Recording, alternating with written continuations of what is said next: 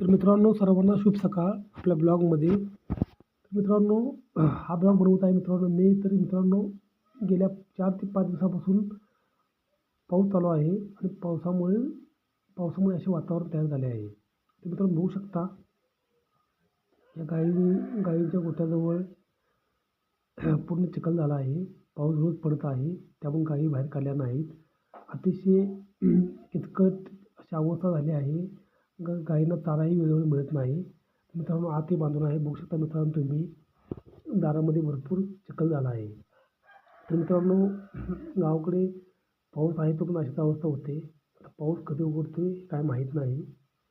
तर मित्रांनो, धारा काढून आता चारा टाकला आहे आणि त्या गायी खात आहेत.